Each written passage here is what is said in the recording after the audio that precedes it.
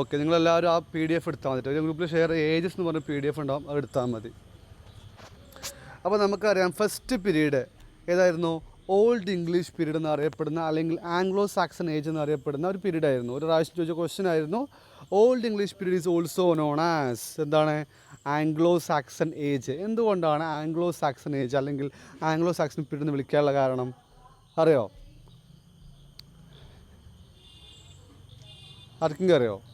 ഇപ്പോഴത്തെ ഇംഗ്ലണ്ട് എന്ന് പറയുന്ന, അതായത് ഇപ്പോഴത്തെ ഇംഗ്ലണ്ട് അല്ല, പഴയ ഇംഗ്ലണ്ട് അല്ലേ, പഴയ ഇംഗ്ലണ്ട് എന്ന് അറിയപ്പെടുന്നത്. എങ്ങനെയാണ് ഇംഗ്ലണ്ട് എന്ന് പറയുന്ന ആ ഒരു നെയിം ആ ഒരു ലാൻഡ് കിട്ടിയെന്ന് ആർക്കും അറിയോ? ലാൻഡ് ഓഫ് ആംഗിൾസ് അല്ലെങ്കിൽ ആംഗിൾ ലാൻഡ്.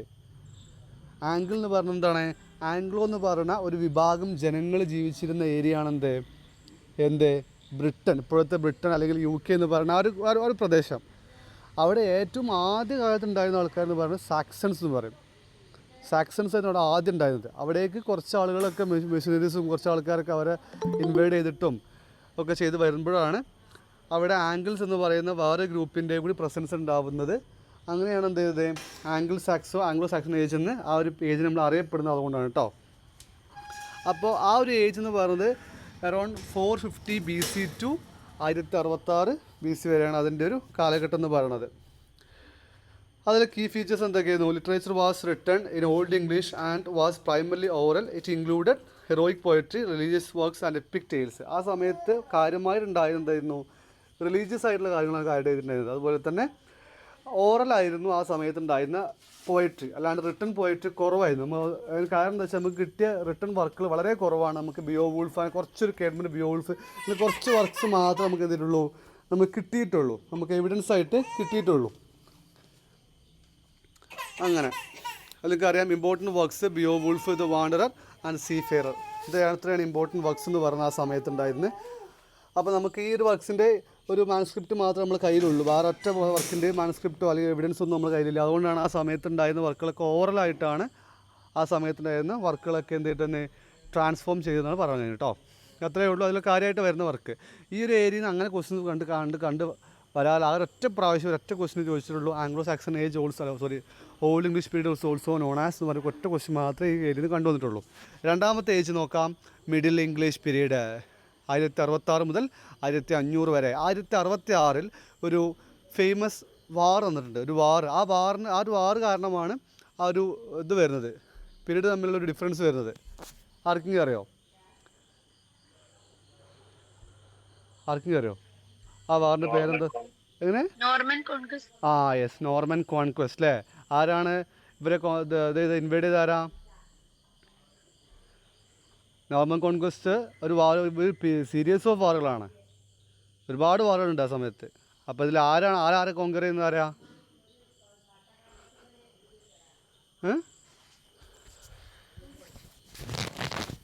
നിങ്ങൾക്ക് ഇംഗ്ലീഷ് ലാംഗ്വേജിൽ ഒരുപാട് വേർഡുകളുടെ റൂട്ട് വേർഡ് തപ്പിപ്പോയി കഴിഞ്ഞാൽ നമുക്ക് എവിടെ എത്തും? നമ്മൾ ഫ്രഞ്ച് ലാംഗ്വേജിലെത്തും. ഇപ്പോൾ മാൻഷൻ എന്ന് പറഞ്ഞാൽ എന്താ? ഇംഗ്ലീഷിൽ മാൻഷൻ്റെ അർത്ഥം എന്താ? What's the meaning of mansion English? Mansion കൊട്ടാരല്ലേ, അല്ലെങ്കിൽ ആ ഒരു ടൈപ്പ് അർത്ഥമുള്ള മാൻഷൻ എന്ന വേർഡ് വരുന്നത്. മാൻഷൻ്റെ ഒറിജിൻ എന്ന് പറയുന്നത് ഫ്രഞ്ചാണ്. അപ്പോൾ നോർമൻ എന്ന് പറഞ്ഞാൽ ഫ്രഞ്ച് ആ ഒരു പ്രവിശ്യ വിളിക്കുന്ന പേരാണ് നോർമൻ എന്ന് പറയുന്നത് കേട്ടോ. അപ്പോൾ നോർമൻകാരാണ് എന്ത് വില്യം ഓഫ് നോർമാൻഡിയാണ് വന്നിട്ട് ഈ ഇംഗ്ലണ്ടിനെ കോൺക്വർ ചെയ്യുന്നത്. അങ്ങനെ നോർമൽ കോൺക്വസ്റ്റ് വരുന്നത്. അതുകൊണ്ടാണ് ഫ്രഞ്ചിൻ്റെ ഒരു അധിനിവേശം, അതായത് ഫ്രഞ്ചിൻ്റെ ഒരു ഇൻഫ്ലുവൻസ് ഇംഗ്ലീഷ് ലാംഗ്വേജിൽ വരുന്നത് അതോടുകൂടിയാണ്. അതുകൊണ്ട് ഫ്രഞ്ച് ലാംഗ്വേജ് അല്ലെങ്കിൽ അങ്ങനത്തെ കുറച്ച് ഫ്രഞ്ച് ലാംഗ്വേജ്, ഇറ്റാലിയൻ അല്ല, എന്താണ് മറന്നുപോലെ റബ്ബേ, എന്തായിരുന്നു ലാംഗ്വേജ് പേര്? ഒരു ലാംഗ്വേജ് ഉണ്ടല്ലോ, എൻ്റെ വായിൽ കിട്ടുന്നില്ല കേട്ടോ. നമ്മുടെ എസ്കിലസും സോഫോക്ലിസൊക്കെ ഏത് ലാംഗ്വേജ്? റോമൻകാരുടെ ലാംഗ്വേജ് ഏതായിരുന്നു?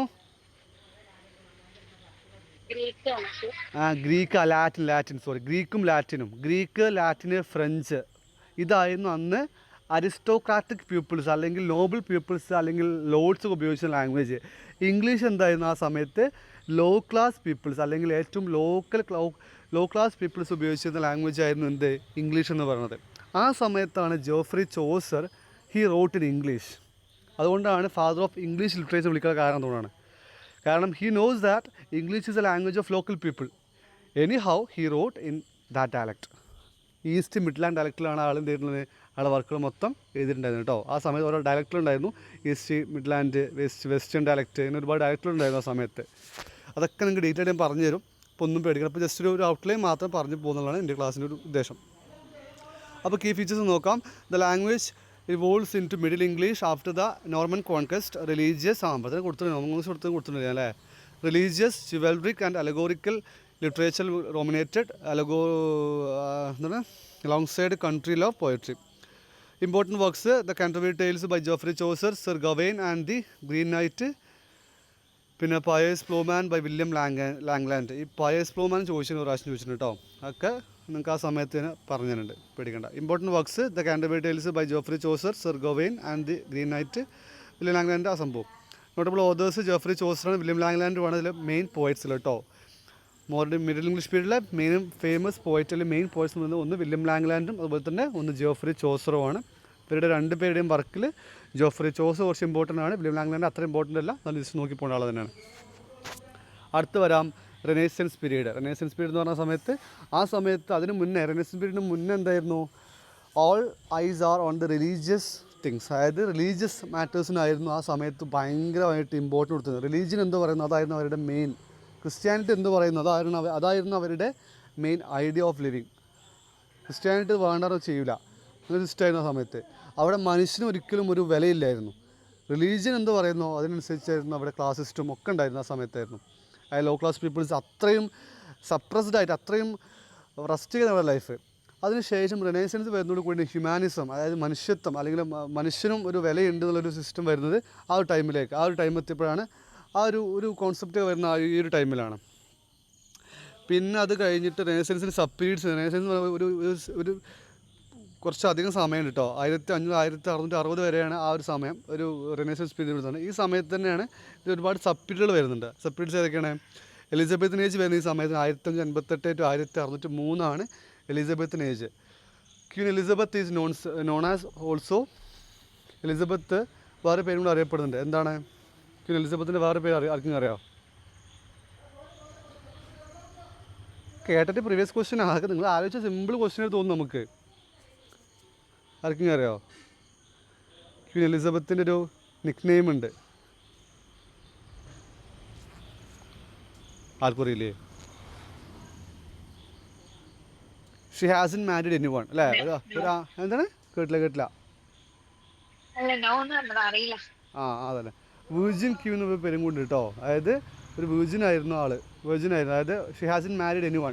That's why after Elizabeth there was a dilemma in who is the next king or queen. ആരായിരുന്നു അടുത്ത കിങ് അല്ലെങ്കിൽ ആരായിരുന്നു അടുത്ത ക്വീൻ എന്നുള്ളൊരു ഇത് വന്നു, ഒരു ഡയലമ വന്നിട്ടുണ്ടായിരുന്നു അവിടെ. കാരണം എന്തായിരുന്നു, there was no heir, queen എലിസബത്തിന് എന്തില്ല, മക്കളില്ല. അപ്പോൾ അടുത്ത രാജാവ് അല്ലെങ്കിൽ രാജ്ഞി ആരാണെന്നൊരു ഒരു കോൺസ്പിറസി വരുന്നുണ്ട് അവിടെ. അങ്ങനെയാണ് ഇവരുടെ അകന്ന ബന്ധത്തിലുള്ള അല്ലെങ്കിൽ ഇവരുടെ റോയൽ ബ്ലഡിലുള്ള ജെയിംസ് ഒന്നാമൻ എന്ന് പറഞ്ഞാൽ ജാക്കോബിൻ പീരീഡ് എന്ന് പറഞ്ഞാൽ ജാക്കബ് അയാളെ പേരിട്ടോ, അത് ഒരു മറന്നു പോകണ്ട. ജെയിംസ് ദ ഫസ്റ്റ് ആണ് ഈ ജാക്കോബിൻ പീരീഡിലെ കിങ്. ജെയിംസ് ഫസ്റ്റ് എലിസബത്തിൻ്റെ അമ്മയുടെ ഒരു റിലേഷനുള്ള ആളാണ് ജെയിംസ് ഫസ്റ്റ്. ഈ ജെയിംസ് ഫസ്റ്റിൻ്റെ ലാറ്റിനുള്ള പേരാണ് ജേക്കബ്. അങ്ങനെയാണ് ജാക്കോബിൻ പീരീഡ് എന്നുള്ള ആ ഒരു പേര് ഈ ഒരു പീരീഡിന് വന്നത്. അങ്ങനെ 1603 to 1625 വരെ ആയിരുന്നു എന്ത്, ജെയിംസ് ഫസ്റ്റിൻ്റെ റെയിൻ. ജെയിംസ് ഫസ്റ്റ് ഭരിച്ചത് ആ സമയത്തായിരുന്നു. 1625 മുതൽ 1649 വരെ കരോലിൻ ഏജ് ആയിരുന്നു. What's Caroline age? ജെയിംസ് ഫസ്റ്റിൻ്റെ മകനായ ചാൾസ് ഒന്നാമൻ ആയിരുന്നു കരോലിൻ ഏജ് ആ സമയത്ത് ഉണ്ടായിരുന്ന കിങ്. 1649 ഈ കരോലിൻ ഏജ് ചാൾസ് ഫസ്റ്റ് ഒരു വൃത്തികെട്ടൊരു ഭരണാധികാരിയായിരുന്നു. കാരണം ഒരുപാട് ആവശ്യമില്ലാണ്ട് ജനങ്ങളെ വെറുതെ കൊല്ലുക, എന്തെങ്കിലും ചെറിയ കാര്യങ്ങൾക്ക് വേണ്ടി ടാക്സുകൾ ഏർപ്പെടുത്തുക, ഒരുപാട് ജനങ്ങളെ ഒരുപാട് ബുദ്ധിമുട്ടിപ്പിച്ചൊരു കിങ് ആയിരുന്നു ആര്, ചാൾസ് ഫസ്റ്റ്. ജെയിംസ് ഒന്നാമൻ്റെ മകനായ ചാൾസ് ഫസ്റ്റ് ആയിരുന്നു. ഇങ്ങനൊരു ഭയങ്കരമായിട്ട് മനുഷ്യന്മാരെ വെറുപ്പിച്ച ഒരാളായിരുന്നു ആരെ, ഈ ചാൾസ് ഫസ്റ്റ്. അങ്ങനെ ഈ ജനങ്ങളൊക്കെ എന്ത് ചെയ്തു, ഇയാൾക്ക് തിരിഞ്ഞു. അതിലൊരു വേറെ സംഭവമുണ്ട്, കാത്തോലിസം. ഈ സംഭവം വേറെ ഒരു പ്രൊട്ടസ്റ്റാന്റിസം വേറെ ഒരു സൈഡ് വരുന്നുണ്ട്, അത് ഞാൻ പിന്നെ പറഞ്ഞു തരുന്നുണ്ട്. ഇപ്പോൾ പറഞ്ഞ കൺഫ്യൂഷൻ ആവേണ്ട വെച്ചിട്ടാണ്. അങ്ങനെ ചാൾസ് ഫസ്റ്റിൻ്റെ ഭരണത്തിൽ അതൃപ്തരായ മനുഷ്യന്മാർ ഇവരൊത്തുകൂടി ഇവർക്ക് ലീഡർ വേണം. ആ ലീഡറായിരുന്നു ആര്, Oliver Cromwell.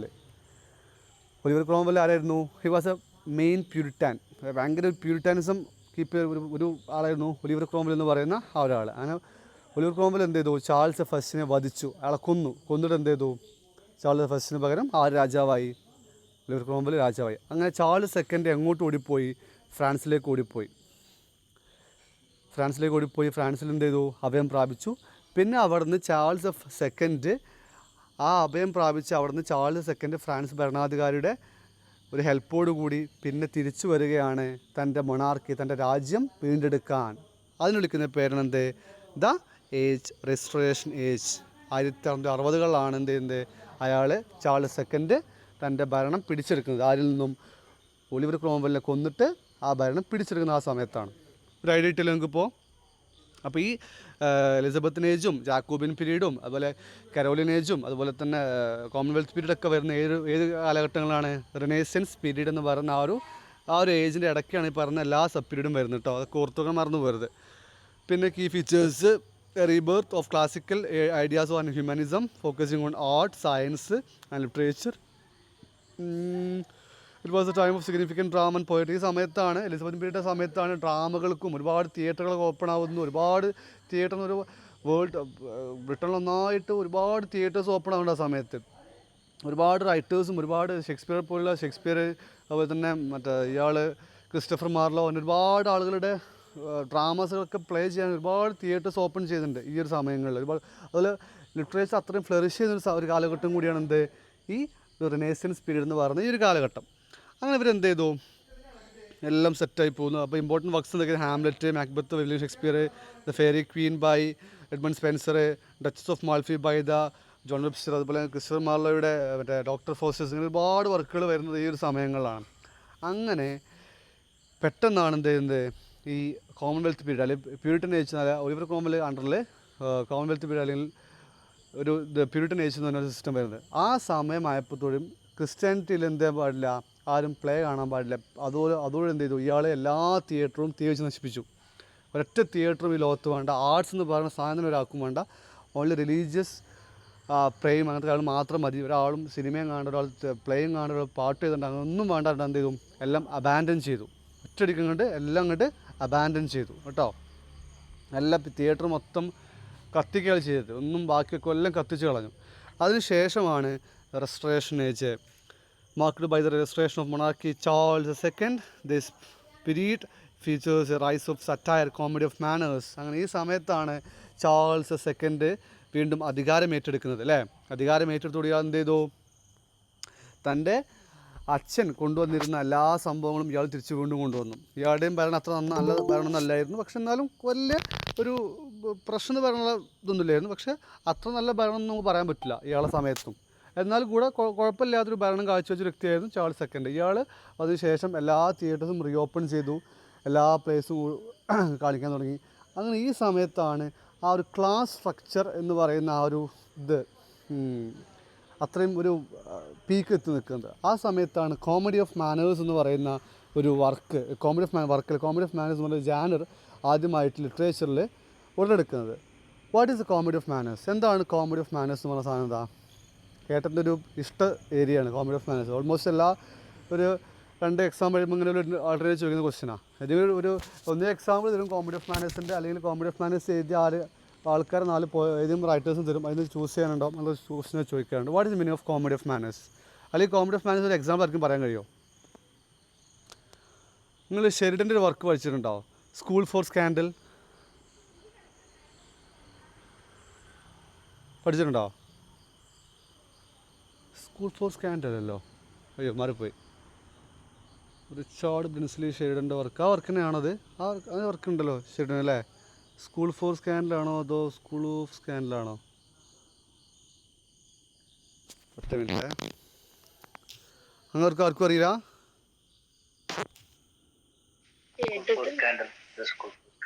School for scandal work ചെയ്യാനല്ലേ? അതിൻ്റെ പേര് അതാണല്ലേ?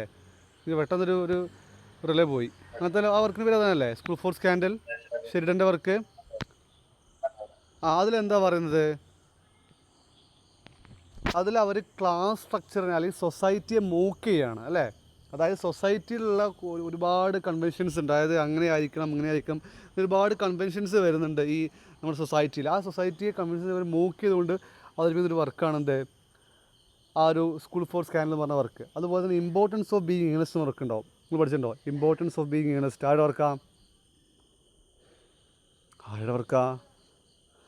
Importance of being Earnest. പറയുന്നത് നിങ്ങൾ പഠിച്ച വർക്കുകളല്ലേ? ഒരാൾക്കും അല്ല ഇമ്പോർട്ടൻസ് ഓഫ് ബീയിങ് ഏണസ്റ്റ്. അത് ആളെ ഇത് റൈറ്ററുടെ പേര്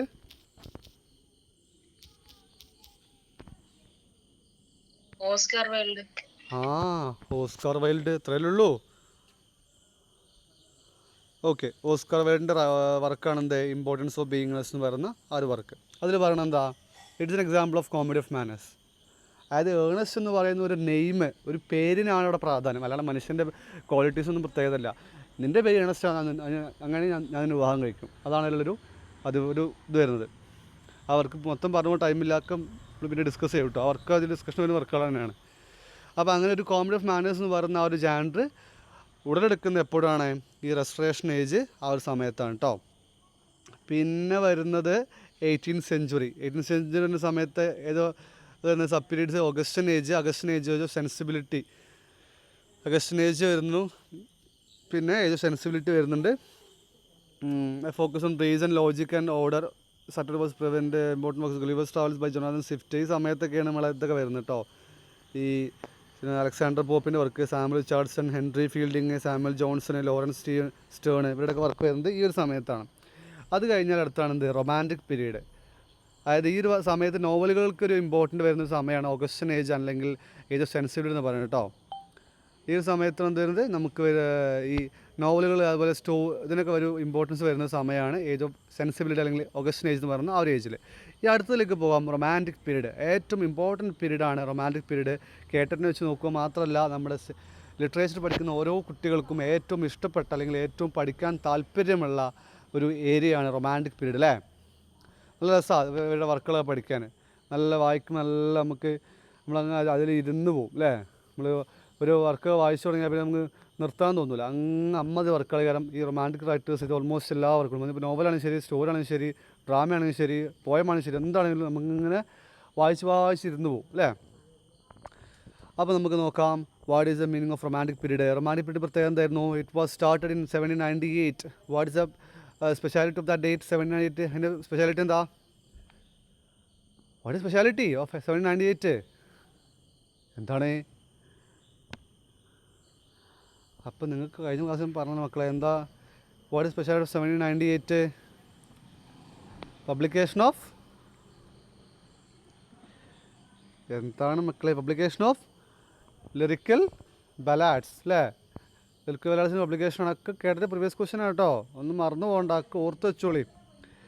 അപ്പോൾ റൊമാൻറ്റിക് പീരീഡ് കടന്നു വരികയാണ്. അതായത് അതുവരെ ഇവർ എഴുതിയിരുന്നത് എന്തായിരുന്നു?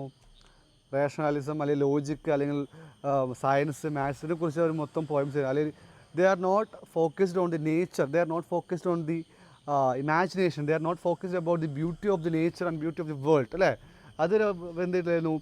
സെൽഫ് ലവ് അല്ലെങ്കിൽ സെൽഫ് ഫീലിങ്സിനെ കുറിച്ച് അവർ എഴുതിയിട്ടില്ലായിരുന്നു.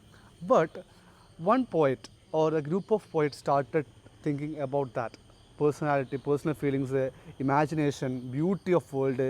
ദേ റോട്ട് അബൌട്ട് നേച്ചർ. ഇങ്ങനെ ഒരുപാട് സംഭവം കുറിച്ച് ഇവർ എഴുതാൻ തുടങ്ങി.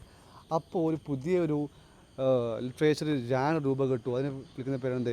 റൊമാൻറ്റിക് ഏജ് അല്ലെങ്കിൽ romantic period.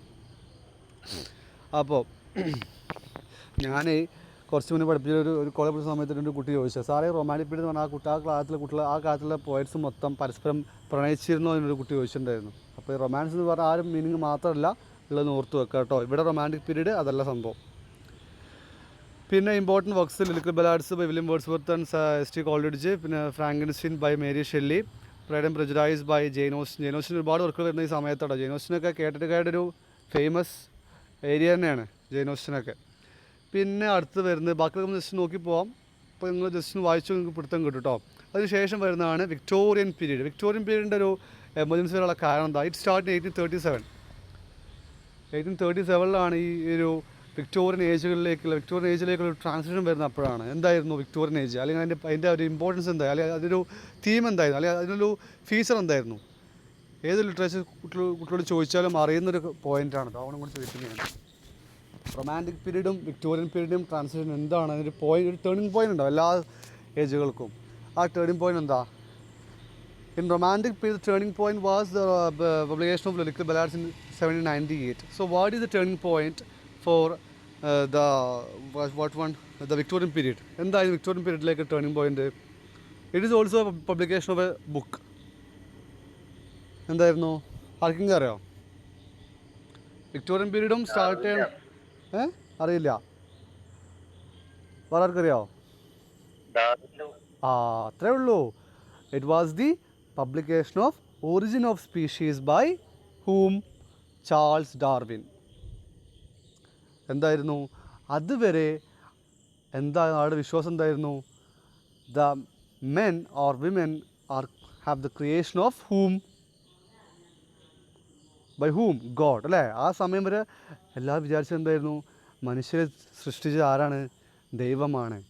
But by this book, by the Origin of Species by Charles Darwin, he stated that we are developed, അല്ലേ? നമ്മൾ രൂപാന്തരം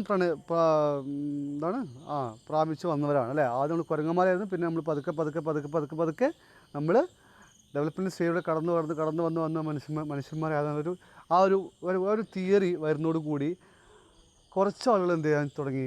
ചിന്തിക്കാൻ തുടങ്ങി. ഇതിലെന്തെങ്കിലും കാര്യമുണ്ടോ, അല്ലെങ്കിൽ ഇവർ പറഞ്ഞതിന് കാര്യമുണ്ടോ? എല്ലായിടത്തും ആളുകളെ പോലെ തന്നെ 2 വിഭാഗം ആൾക്കാരുണ്ടോ അവിടെയും.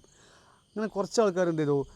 മാറി ചിന്തിക്കാൻ തുടങ്ങി. So they think about Charles Darwin's book. And this period is also transition between the development of urbanisation, globalisation and all the things. ആ സമയത്താണ് നമ്മൾ ആ സമയത്ത് എന്താ വരുന്നതോ, ഇൻഡസ്ട്രിയലൈസേഷൻ വരുന്ന സമയത്താണ്, ഒരുപാട് ഡെവലപ്മെൻറ്റ് വരുന്നത് ആ ഒരു സമയത്താണ് നമ്മളെ ഇംഗ്ലണ്ടിനൊക്കെ. അപ്പോൾ ആളുകൾക്ക് എന്ത് ചെയ്തു? മതത്തിൽ നിന്നും വിട്ടു നിൽക്കാൻ തുടങ്ങി. മതം അത്ര ഇമ്പോർട്ടൻ്റ് അല്ല, അല്ലെങ്കിൽ മതമില്ലെങ്കിൽ നമുക്ക് എന്ത് ചെയ്യാം, ജീവിക്കാം എന്നുള്ള രീതിയിലേക്ക് വന്നു. ആ സമയത്താണ് the famous Victorian poet Mathew Arnold wrote a famous poem. ആർക്കെങ്കിലും അറിയോ? ആ പോയത്തിൽ പറയുന്നത് തന്നെ ആ ഒരു തീമാണ്. ആർക്കെങ്കിലും അറിയോ ആ പോയം? മാത്യു ആർണോൾഡ് ആ ഒരു പോയം എല്ലാവരും പഠിക്കാനുണ്ടാവും. ഓൾമോസ്റ്റ് എല്ലാവരും പഠിക്കാനുള്ള പോയം തന്നെയാണ്. മാത്യു ആർണോൾഡിൻ്റെ ഒരു ഹണിമൂണായിരുന്നു. ആ ഹണിമൂൺ സമയത്ത് തൻ്റെ ഭാര്യയോടൊത്ത് ഒരു സ്ഥലത്ത് ഇരിക്കുകയാണ്. എന്നിട്ട് അപ്പുറത്ത് അങ്ങേയറ്റം ഫ്രാൻസിലുള്ള ഒരു ലൈറ്റ് ഇങ്ങനെ ബ്ലിങ്ക് ചെയ്ത് കൊടുക്കുന്നുണ്ട്. ആ ലൈറ്റിനെ ചൂണ്ടി പറയുന്നുണ്ട് മാത്യു ആർണോൾഡ്. അപ്പോൾ തുടങ്ങുന്ന അങ്ങനെയാണ്, ആ ഒരു പോയം തുടങ്ങുന്ന അങ്ങനെയാണ്. ആർക്കെങ്കിലും അറിയാം പോയം? Dover beach. പറഞ്ഞ തീം എന്താ? അതായത് മതത്തെ ആർക്കും വേണ്ട. ഇപ്പോൾ ഡീറ്റെയിൽ പറയാൻ സമയമൊക്കെ നമ്മൾ പിന്നെ ക്ലാസ് ഡിസ്കസ് ചെയ്യും കേട്ടോ. മതത്തെ ഇപ്പോൾ ആർക്കും വേണ്ട. ഇപ്പോൾ എല്ലാവർക്കും എന്ത് മതി? സയൻസ് മതി, അല്ലെങ്കിൽ ടെക്നോളജി മതി, അല്ലെങ്കിൽ ഇപ്പോൾ ആർക്കും മതത്തെ ആവശ്യമില്ല. പല മതങ്ങളിൽ നിന്ന് വിട്ടു പോവുകയാണ്. അതുകൊണ്ട് ആ ഒരു തിരമാലയുടെ ഇതിലൂടെ ഭയങ്കര ആൾ ഇതാണ് മെറ്റഫോറിക്കലി പറയുന്നുണ്ട്. കുറേ സമയം പറഞ്ഞു പോകുന്നുണ്ട് ആ ഒരു എല്ലാ വർക്ക്സിലൂടെ. പിന്നെ ഡിസ്കസ് ചെയ്യാം കേട്ടോ. Important works: David Copperfield by Charles Dickinson, wuthering heights by Emily Bronte. പിന്നെ അതിൽ കുറച്ച് കൊടുക്കാത്തുണ്ട് കേട്ടോ. ചാൾസ് ഡിക്കിൻസ് ഉണ്ട്, ജോർജ് എലിയറ്റ് ഉണ്ട്, തോമസ് ഹാർഡി ഉണ്ട്, ബ്രൗണി സിസ്റ്റേഴ്സ് ഉണ്ട്, Oscar Wilde, Alfred Lord Tennyson, Robert Browning ഉണ്ട്, മാത്യുവിനോട് കുറേ വർക്ക് വരാനുണ്ട്. പക്ഷേ കുറേ ഇത് ഉൾപ്പെടുത്തിയിട്ടില്ല. അതൊക്കെ നമ്മൾ പിന്നെ ഉൾപ്പെടുത്തും. ഓക്കെ. ടെന്നിസിൻ്റെ വർക്ക് പറഞ്ഞേ, ആൽഫ്രഡ് ലോർഡ് ടെന്നിസിൻ്റെ വർക്ക് പറഞ്ഞാൽ നിങ്ങൾക്ക് എല്ലാവർക്കും സിലബസിലുള്ള വർക്ക് ഉണ്ടാവും തോന്നണം. ആദ്യം നിങ്ങൾ പഠിച്ചിട്ടുണ്ടോ? Ulysses by Alfred Lord Tennyson. അത് പഠിച്ചിട്ടുണ്ട്. യുലീസസിലെ മറ്റേ നമ്മുടെ അതിൽ ഓൾമോസ്റ്റ് എല്ലാ ക്യാരക്ടേഴ്സും ഇമ്പോർട്ടൻ്റ് ആണ് കേട്ടോ. അതിൽ ക്യാരക്ടേഴ്സ് ആർക്കെങ്കിലും അറിയോ? യുലീസസിലെ ക്യാരക്ടേഴ്സ് ആരൊക്കെയാ?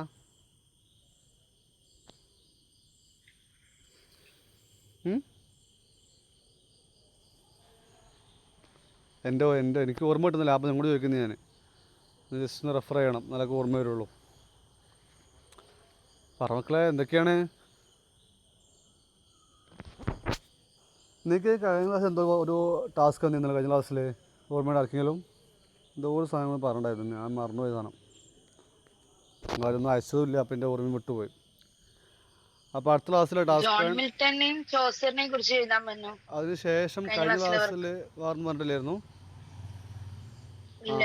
എന്നാ ഓക്കെ. അതിനുശേഷം ഇന്നലെയാണ് ക്ലാസ് ഉണ്ടായത്. ആ പിന്നെ ഓക്കെ. ഇന്നലെ ക്ലാസ് സ്റ്റക്ക് ആയി പോയി. എങ്ങനെ? ഒരു എറർ കണ്ടെത്താൻ പറഞ്ഞിട്ടുണ്ട്. അതൊക്കെ അതല്ല, എറർ കണ്ടെത്താൻ പറഞ്ഞു. അതല്ല അതൊരു ടാസ്ക് അല്ലല്ലോ, വേറെ എന്തോ തന്നോലും തോന്നി, എനിക്ക് ഓർമ്മയില്ല. ആ ഓക്കെ, കുഴപ്പമില്ല. അപ്പോൾ അങ്ങനെ അടുത്ത ക്ലാസ്സിൽ നിങ്ങൾ കണ്ടെത്തേണ്ടത് ആൽഫ്രഡ് ലോർഡ് ടെന്നിസണാണ് കേട്ടോ. ടെന്നിസണും അതുപോലെ തന്നെ വില്യം വേർഡ്സ്വർത്തും.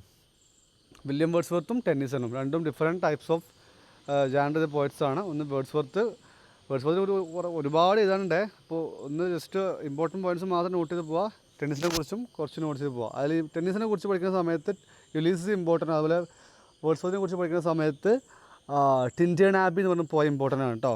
അതൊക്കെ നമുക്ക് സിലബസിൽ വരുന്ന പോയംസാണ്. അപ്പോൾ അതൊക്കെ ജസ്റ്റ് ഓർത്ത് വെക്കാം. പിന്നെ പോയിട്ട് എന്താണ്, എഡ്വാർഡിയൻ പീരീഡ് അത്ര ഇമ്പോർട്ടൻ്റ് അല്ല. പിന്നെ മോഡേൺ പീരീഡ്, പിന്നെ പോസ്റ്റ് മോഡേണിസം. ഇത്രയാണ് നമ്മുടെ ആ ഒരു പീരിയോഡിക്കൽ സ്ട്രക്ചർ വരുന്നത്. അപ്പോൾ നമ്മൾ ഓൾഡ് ഇംഗ്ലീഷ് പീരീഡ് തുടങ്ങി ഇപ്പോൾ നമ്മളിവിടെ എത്തി നിൽക്കുന്നു, പോസ്റ്റ് മോഡേണിസം എത്തി നിൽക്കുന്നു. അതിൽ നിങ്ങൾക്ക് വായിച്ചാൽ കിട്ടും. പിന്നെ അതിലേക്ക് ഇനി ഞാൻ കോൺസെൻട്രേഷൻ കൊടുക്കുന്നില്ല, കാരണം നമുക്ക് ഓൾറെഡി ഇപ്പോൾ ടൈം എത്രയായി, 8:30 ആയി അല്ലേ. പിന്നെ നമുക്ക് ആ മിൽട്ടൻ്റെയും ചോസറേയും കൂടി തീർക്കണം, അല്ലെങ്കിൽ അതവിടെ കിടക്കും. അപ്പോൾ ഓക്കെ. അപ്പം പിന്നെ എല്ലാവരും മിൽട്ടൻ്റെയും ചോസറിൻ്റെയും ആ ഒരു ഇതും കൂടി എടുക്കാം. നമുക്ക് അതും കൂടി തീർത്തിട്ട് ഇന്നത്തെ ക്ലാസ് ബാക്കി പിന്നെ ചെയ്യാം. ഇന്നത്തെ ക്ലാസ് നമുക്ക് വൈൻഡപ്പ് ചെയ്യാം. ഇനി മിൽട്ടൺ നമ്മൾ കുറച്ചെല്ലാം പറഞ്ഞു തോന്നുന്നു. മിൽട്ടൻ്റെ കുറച്ചൊക്കെ നമ്മൾ പറഞ്ഞു. പാരഡൈസ് ലോസ്റ്റിന് എപ്പോഴും ചോദ്യം ലൈനുണ്ട്. ആ ലൈൻ ആർക്കും കയറുമോ? പാരഡൈസ് ലോസ്റ്റിൽ better to reign in hell than serve in heaven. ആര് പറഞ്ഞതാ? സാത്താൻ പറഞ്ഞതാണ്. നിങ്ങൾക്കറിയോ, ആദമും ഈവും അത് രണ്ട് റിലീജിയനുള്ള സംഭവങ്ങളാണ്.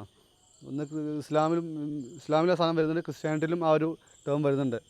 Who is Adam and who is Eve, അല്ലെങ്കിൽ ആദവും ഹവ്വയും ആരാ? According to history they are the first men and first woman in our world അല്ലേ. അതായത് നമ്മളെ സ്വർഗത്തിൽ സൃഷ്ടിക്കപ്പെട്ട രണ്ട് ഒരു മനുഷ്യന്മാരാണ് ആര്? ആദവും ഹവ്വയും. അവരെ എന്ത് ചെയ്യാണ്? അവരെ സ്വർഗത്തിൽ നിന്ന് പുറത്താക്കപ്പെടുകയാണ്. ഒരു വിലക്കപ്പെട്ട കനി കഴിച്ചു എന്നുള്ള ആ ഒരു പേര് അവരെ പുറത്താക്കുകയാണ് എന്ത്, സ്വർഗത്തിൽ നിന്ന്. ആ ഒരു തീമാണ് എന്ത് വരുന്നത്, പാരഡൈസ് ലോസ് എന്ന് പറഞ്ഞ മിൽട്ടൻ്റെ എപ്പിക്കിൽ വരുന്നത് കേട്ടോ. അതിന് എപ്പോഴും ചോദിക്കുന്നൊരു ചോദ്യമാണ്. പിന്നെ അതിൽ ഈ പാരഡൈസ് ലോസ് ശ്രദ്ധിക്കേണ്ടത്, it is comprise in 12 books. 12 ബുക്കായിട്ടാണ് ഡിവൈഡ് കേട്ടോ. 12 ബുക്കാണ്. An epic poem in blank verse divided in to 12 books. 12 ബുക്കായിട്ടാണ് ഈ സാധനം എന്ത് ചെയ്തിട്ടുള്ളത്, ഡിവൈഡ് ചെയ്തിട്ടുള്ളത്. ഓർത്ത് വെക്കണം, മറന്നു പോകരുത്. പിന്നെ explores the biblical story of the fall of man, the temptation of Adam and Eve by Satan and their expulsion from the Garden of Eden. Themes include the nature of free will, obedience to God, the consequences of rebellion and the struggle between good and evil. പിന്നെ സാത്താൻ is reputed complex important അല്ല. ആ last ഓർത്ത് നോക്കുക, better to reign in hell than serve in heaven. എന്താണ് ഇവിടെ? അടിമപ്പണി ചെയ്തതിനേക്കാൾ നല്ല എങ്ങോട്ട് പോകണേ? ഞാൻ നരകം ഭരിക്കുന്ന എനിക്ക് കുറച്ചുകൂടി നല്ലത്. സാത്താൻ പറഞ്ഞൊരു ഡയലോഗ് ഉണ്ട്. ആ ഡയലോഗ് 2-3 പ്രാവശ്യം കേട്ടെന്ന് പ്രീവിയസ് ചോദിച്ച ക്വസ്റ്റ്യനാണ്. ക്വസ്റ്റ്യൻ എങ്ങനെയായിരുന്നു? These line have taken in which of the poem by Milton, അല്ലെങ്കിൽ which of the epic by Milton. താഴെ പാരഡൈസ് ലോസ്റ്റ്, പാരഡൈസ് റീഗെയിൻഡ് ഒക്കെ ഉണ്ടാവും. അപ്പോൾ മാറിയത് പാരഡൈസ് ലോസ്റ്റ് ആണ്, ഓർത്ത് വെക്കുക. അടുത്ത് പാരഡൈസ് റീഗെയിൻഡ് സിമ്പിൾ പോയമാണ്, shortest equal to paradise lost ആണ്. ഇതിൻ്റെയൊക്കെ ഡേറ്റ് ഓർത്ത് വെക്കണേ.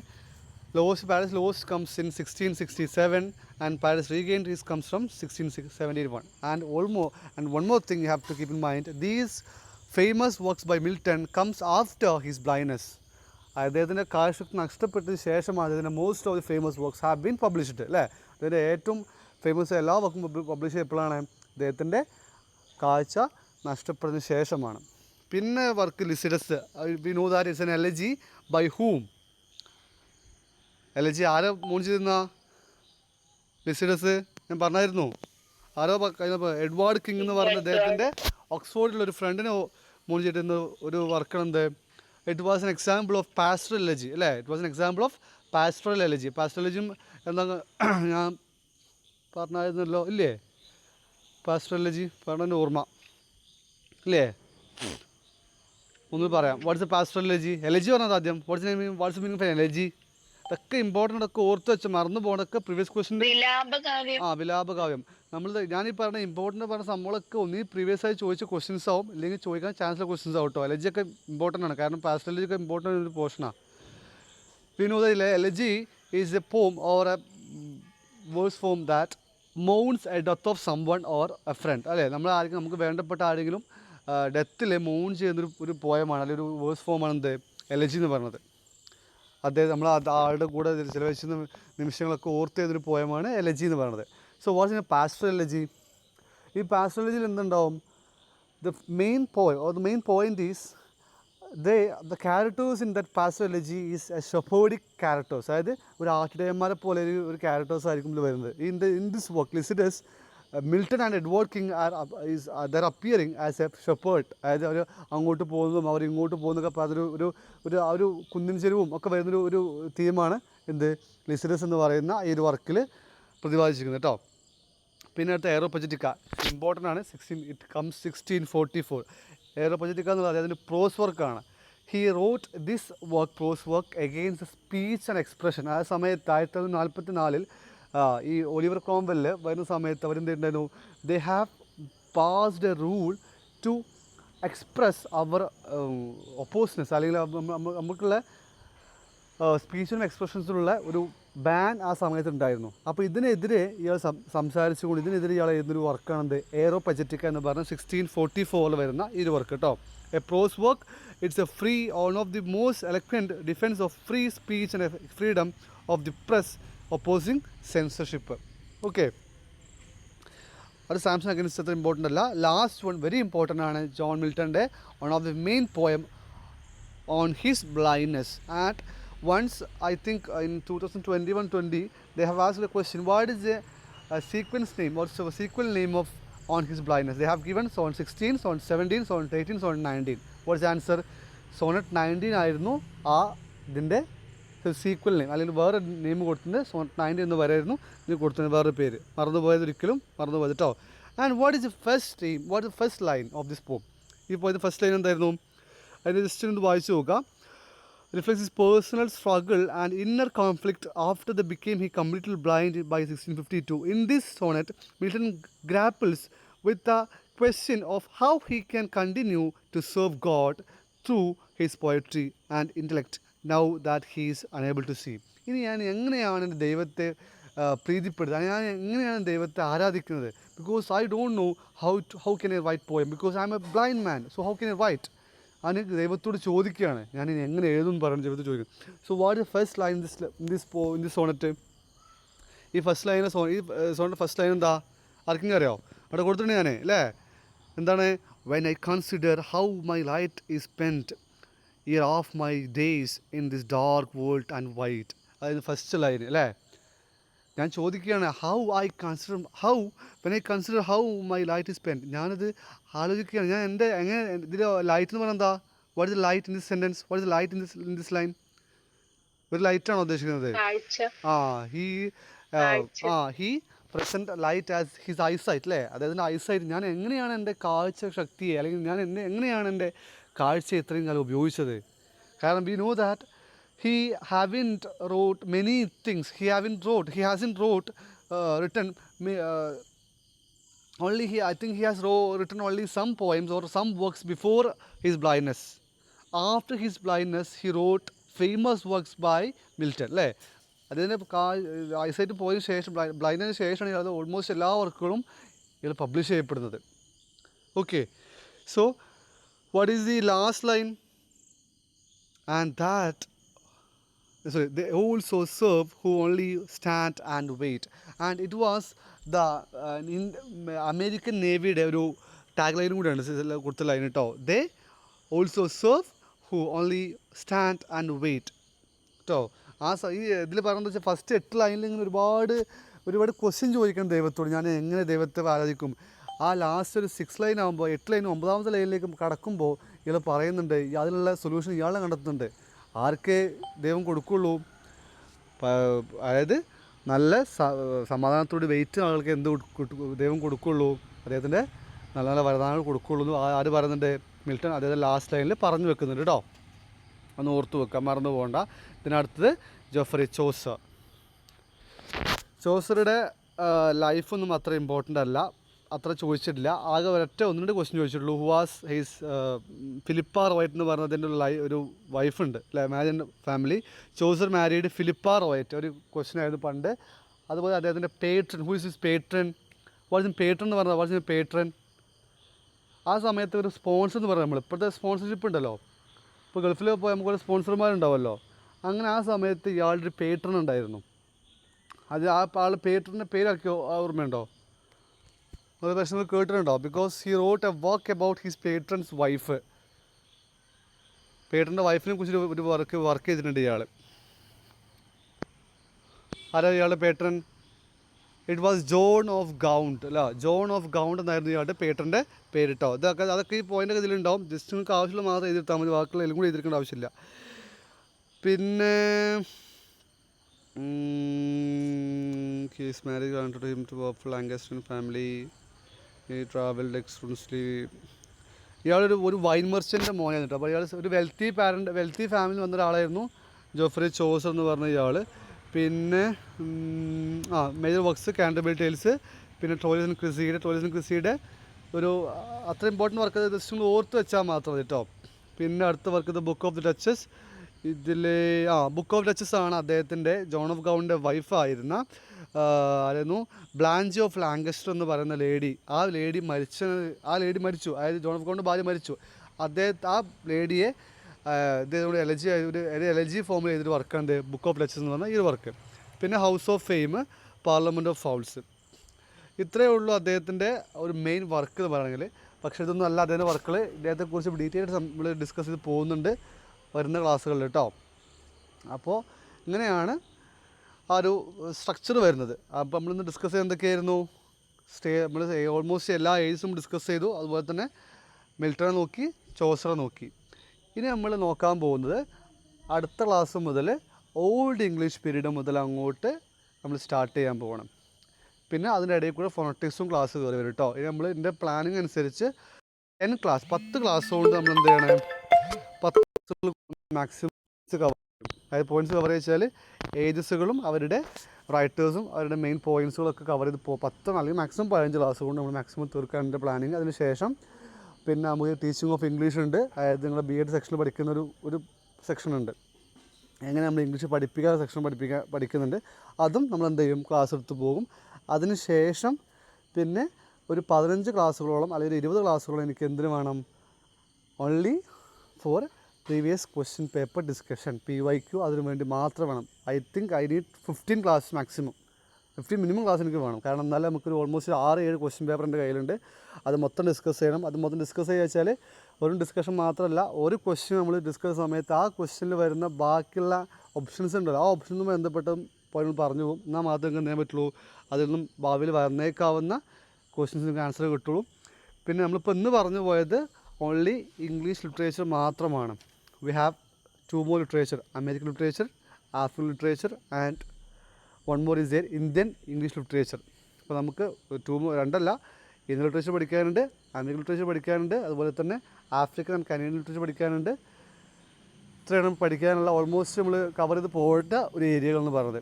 കാരണം ഇപ്പോൾ റീസെൻ്റായിട്ട് ചോദിക്കുന്ന ഏരിയകൾ ഇപ്പോൾ ഇംഗ്ലീഷ് ലിറ്ററേച്ചറെ കുറച്ച് നിങ്ങൾ സ്കിപ്പ് ചെയ്ത് പോയിട്ട് ഇന്ത്യൻ ലിറ്ററേച്ചറിൽ കിടക്കുന്നുണ്ട്. അതുപോലെ ആഫ്രിക്കൻ ലിറ്ററേച്ചറിലും കുറച്ച് കടന്നു പോകുന്നൊരു സ്റ്റൈലാണ് ഇപ്പോൾ റീസെൻ്റായി കാണുന്നത്. അപ്പോൾ അതും നമ്മൾ ജസ്റ്റ് നോക്കി പോകുന്നതായിട്ടുണ്ട് കേട്ടോ. അപ്പോൾ അത്രയാണ് നമ്മുടെ ഇന്നത്തെ ക്ലാസ്സിൽ ഞാൻ എടുക്കാൻ ഉദ്ദേശിക്കുന്നത്. അപ്പോൾ ഇന്നത്തെ ക്ലാസ് നമ്മൾ വൈൻഡപ്പ് ചെയ്യാൻ പോവുകയാണ്. അപ്പോൾ ഇനി നിങ്ങൾക്ക് അടുത്ത ക്ലാസ്സിലെ ടാസ്ക് എന്തായിരുന്നു, അതിന് തന്നത് ടെന്നിസണും ആൻഡ് ഓൾസോ വേർഡ്സ് വർത്ത് അല്ലേ. അതുപോലെ തന്നെ നിങ്ങൾ ചെയ്യേണ്ട വേറെ കാര്യം കൂടെ ഉണ്ട്. And you should make a note of classicism and neo classicism. അത് ടേംസ് ആൻഡ് മൂവ്മെൻറ്റ്സിൽ വരുന്നൊരു പോയിൻ്റാണ് കേട്ടോ. ക്ലാസിസിസം ആൻഡ് നിയോ ക്ലാസിസം, അതിനെക്കുറിച്ച് ഡീറ്റെയിൽ ആയിട്ട് നോക്കണ്ട, അതിനെക്കുറിച്ച് ജസ്റ്റ് ഒന്ന് മനസ്സിലാക്കാം എന്താണ് ആ സാധനങ്ങൾ. കാരണം ബിക്കോസ് ഈ ktet ക്ലാസ് നിങ്ങൾക്കൊരു ഉപയോഗപ്പെടുന്നത് ktet മാത്രം വേണ്ടിയിട്ടല്ല, ഒരു HSA ലെവലിലെ ക്ലാസ്സും കൂടി ആയിട്ട് ഞാൻ കൊണ്ടുപോകാൻ പ്ലാൻ ചെയ്യുന്നുണ്ട്. അതായത് നിങ്ങൾക്ക് അത്യാവശ്യം വേണ്ട ഒരു സ്ട്രക്ചർ ഉണ്ടാക്കി തരേണ്ട ലക്ഷ്യമാണ്. ഇതിലൂടെ നിങ്ങൾക്ക് HSAക്ക് പ്രിപ്പയർ ചെയ്യിക്കാൻ പറ്റുന്ന രീതിയിലേക്ക്, HSA മൊത്തം ക്ലാസ് ഒന്നും കഴിയില്ല, പക്ഷേ ആ HSAക്ക് വേണ്ട കുറച്ച് സംഭവങ്ങളുണ്ട്. നിങ്ങൾക്ക് ഒരു കോച്ചിങ് സെൻറ്ററിലേക്കും പോവാതെ നിങ്ങൾക്ക് സ്വന്തം വീട്ടിലിരുന്നുകൊണ്ട് യൂട്യൂബ് ക്ലാസ് കൊണ്ടുകൊണ്ട് നിങ്ങൾക്ക് ഉണ്ടാക്കാൻ പറ്റുന്ന ഒരു രീതിയിലേക്ക് നിങ്ങൾ എത്തിക്കാൻ അതുകൊണ്ട് ഒരു ഉത്തരവാദിത്തമാണ്. കാരണം HSA we are expecting HSA on 1 or 2 ആഫ്റ്റർ 1.5 year we are expecting the HSA അല്ലേ. അപ്പോൾ അതിലേക്ക് നിങ്ങളെ ഒന്ന് റെഡി ആക്കാനും കൂടി എൻ്റെ ലക്ഷ്യമാണ്. അതുകൊണ്ടാണ് നിങ്ങൾ പറഞ്ഞത് ക്ലാസ്സിസം ന്യൂ ക്ലാസ്സിസം നമുക്ക് കേട്ടിരുന്ന അത്യാവശ്യ സാധനങ്ങളല്ല, പക്ഷേ നിങ്ങൾ ജസ്റ്റ് നോക്കി വരിക. അപ്പോൾ നിങ്ങൾക്ക് കുറച്ചും കൂടി ഒരു ഐഡിയ നിങ്ങൾക്ക് കിട്ടും. ഓക്കെ, അപ്പോൾ കുറച്ചും കൂടി കണക്ട് പഠിക്കാനുള്ളൊരു ഐഡിയ കൂടി കിട്ടും. അപ്പോൾ നിങ്ങൾക്ക് 4 ടാസ്കുകൾ ക്ലാസ്സുകൾ എന്തൊക്കെയാണ്? Classicism, new classicism and also Tennyson and Wordsworth. ഇത് 4 നിങ്ങൾക്ക് നോക്കി വരാനുള്ള ടോപ്പിക്കുകൾ. ഓക്കെ, അപ്പോൾ ഇന്ന് ക്ലാസ് വൈൻഡപ്പ് ചെയ്യാണ്. എല്ലാവർക്കും ഗുഡ് നൈറ്റ്. ഇനി നമ്മൾ ക്ലാസ് അടുത്ത വെള്ളിയാഴ്ചയോ അല്ലെങ്കിൽ ശനിയാഴ്ച ഉണ്ടാവും കേട്ടോ. ഇപ്പോൾ ക്ലാസ് പതുക്കെ ഉണ്ടാവുള്ളൂ. എക്സാം അടുപ്പിച്ച് ക്ലാസ് നമുക്ക് ഓൾമോസ്റ്റ് ഒരു വീക്കിൽ ഒരു ഡെയിലി ഒരു 3 or 4 days ഉണ്ടാവും. ഓക്കെ, അപ്പോൾ സീ യു ദെൻ.